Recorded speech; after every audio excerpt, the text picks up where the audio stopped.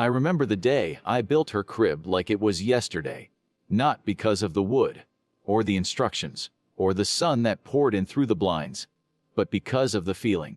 That quiet, trembling feeling of becoming a father. It was a Saturday in early spring. Our little townhouse in Pasadena smelled faintly of fresh paint and lavender, the scent of Claire's favorite lotion. She stood in the doorway of the nursery, one hand resting on her round stomach, the other clutching a ceramic mug that said, "World's Best Mom." To be. She'd bought it for herself. That was Claire. Always branding the future before it even arrived. "Is it straight?" I asked, squinting at the mobile I'd just mounted over the crib. She tilted her head. Maybe a little to the left. I adjusted it, again and again, until it was perfect. Or at least perfect enough for a man with calloused hands and a borrowed power drill. She smiled then. Softly, the way she used to when things were simple. Before lawyers, before therapists, before Lily stopped calling me Dad. "Come feel," she whispered. I crossed the room and knelt beside her. Her shirt was stretched taut across her belly, and when I pressed my hand to it, I felt a small kick, firm and rhythmic. "She likes when you talk," Claire said. "Her little foot always goes wild." I laughed. "She's going to be a dancer?" Claire smirked. "Or a lawyer. God help us." We didn't know it then, but that was our last good season. The last time I believed our little family would be different. Stronger. The kind that didn't break like my parents did. I swore I'd never become my father. The man who gave up and disappeared. The man whose name I only said at therapy. But the truth is, you don't notice the moment things start to unravel. You just wake up one day and realize the house is too quiet. Your wife is always texting someone who makes her smile more than you do.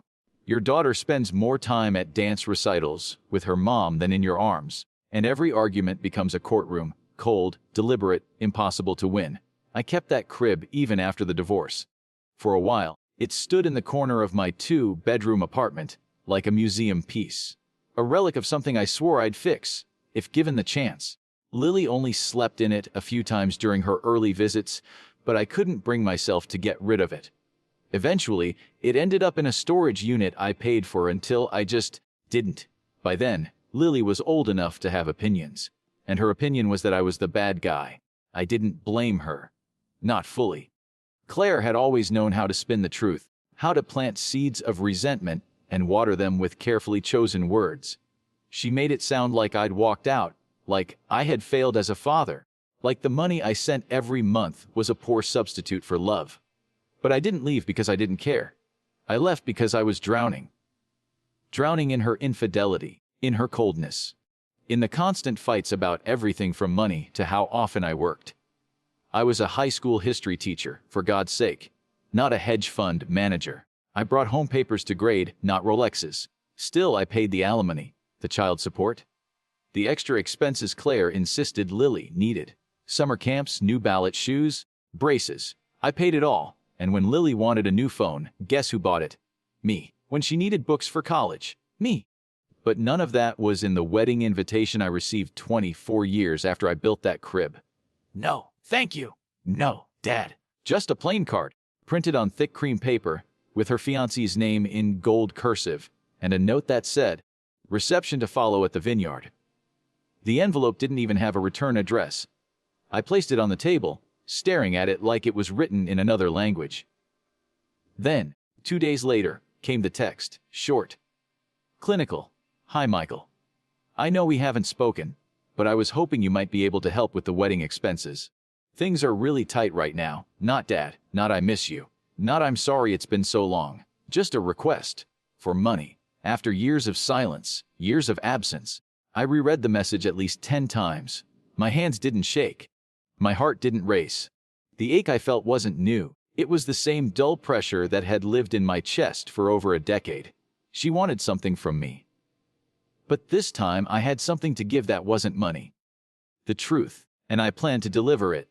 At her wedding. It was a Tuesday.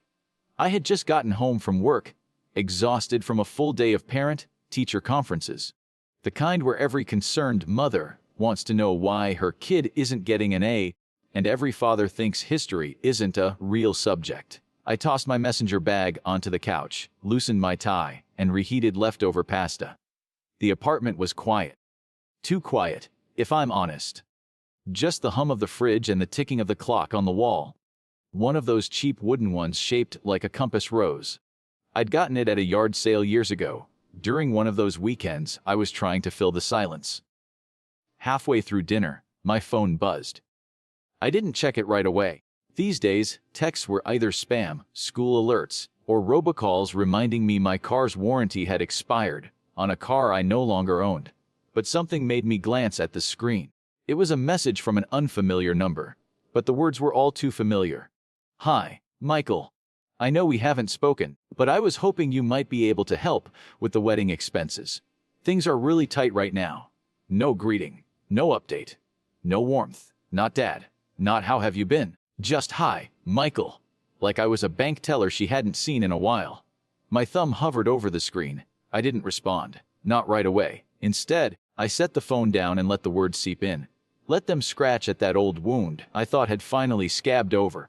I reread it 5, maybe 6 times. Then, I turned off the TV. I wasn't in the mood for noise. I didn't sleep well that night. My mind kept drifting backward, like a scratched vinyl record stuck in the same groove. The time Lily got the flu and called Claire instead of me. The dance recital I only found out about from Facebook photos. The birthday party I wasn't invited to, where Claire's new husband stood in my place, smiling beside her like the past had been erased. What hurt most wasn't the betrayal. It was the casualness of it, like I'd been cut out of her story with an X'd Actu knife and replaced by someone more convenient. The next morning, I sat down with my coffee and opened an old file folder I hadn't touched in years. Inside were receipts, bank statements, copies of tuition payments, records of wire transfers, proof that I had, despite everything, been there, that I had done my part, even when no one acknowledged it. I didn't do it to brag. I did it because I needed the truth to exist somewhere. I picked up the phone and typed a message back. "Hi Lily. I hope you're well. I'll need some time to think about it." I erased the last sentence 3 times before hitting send. She replied an hour later. "Thank you. It would really mean a lot. Mom said you probably wouldn't, but I told her you might surprise us." Mom said you probably wouldn't. There it was. Even now, Claire's voice came through like a poison, still whispering in Lily's ear. Still painting me as the miser, the absentee, the bitter ex-husband who cared more about ego than his daughter's future. I wanted to scream. Instead, I opened my laptop and started writing the letter I would eventually hand Lily at her wedding. I wasn't ready to send it, not yet.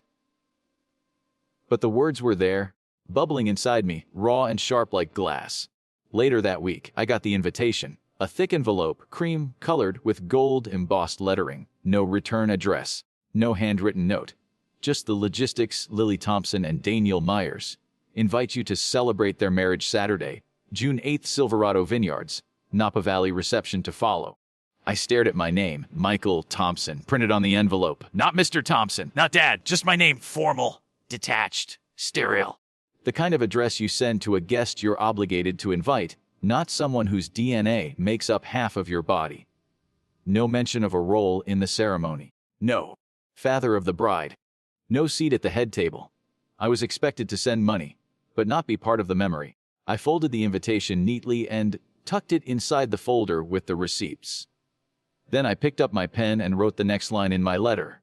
"I loved you before you were born, before your first cry, before you had a name, and I have loved you every day since, even the days you forgot I existed."